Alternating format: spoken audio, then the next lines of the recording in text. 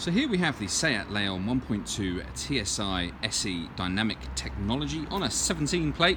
I'm going to start off by showing you around the outside of the car, and then we'll hop in and run through some controls on the inside. But from the outside you can see that it's a 5-door car with alloy wheels and tinted windows. Let's start off inside the boot and then work our way around the rest of the car from there. As we approach the back of the car, you'll see we've got reversing sensors, plenty of boot space as well, along with that 60/40 split folding rear seat.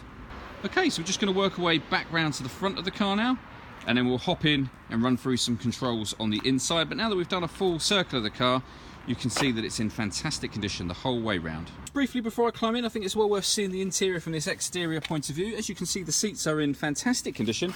There's loads to run through on the dashboard, so let's hop in and we'll do that right now. Okay, so now that we're inside the car, we're going to start off with the dials. On the left-hand side, we've got the rev counter, and on the right-hand side, the speedometer with the fuel gauge. In the middle, you can see the trip computer, which includes the total miles on this car of 16,125. You can change the information that's displayed above that using buttons on the steering wheel. So as you can see at the moment, we're in the kind of trip computer menu. There are alternative menus for driver systems or assist systems, satellite navigation, your audio and your phone, for example. So loads of different things you can look at on the display of this car should you wish to.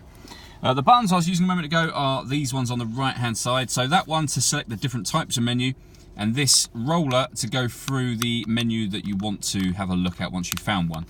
We've also got voice activation for the phone over here. So hit that button, ask it to dial any one of your contacts list, and it will do that for you without you having to take your phone from your bag or your pocket. Over on the left hand side, we've got stereo controls and the ability to answer the phone. Again, that is once you paired the phone, and that is done over on the central touchscreen just here.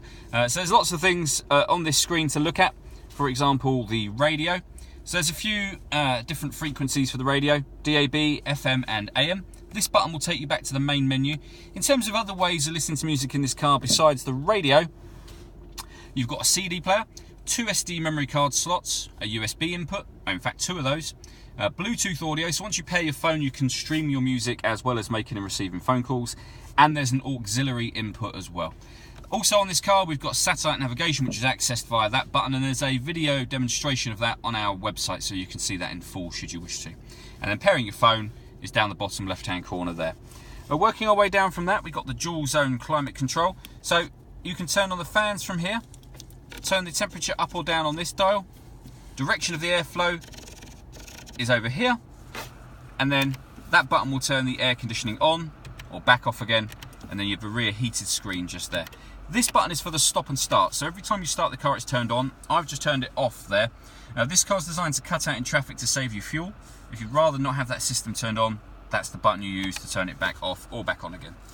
We then have a 6-speed manual gearbox, electronic handbrake with auto hold function, and then in the glove box is where you would find the CD player and 2 SD memory card slots. And finally, just underneath where the air conditioning is, that's where you'll find the 2 USB inputs and the auxiliary input. All that leaves me to say is thank you for taking the time to watch this video. If you'd like to come and see the car in person and have a test drive, please feel free to call any of our MJA sites. We'd love to hear from you soon.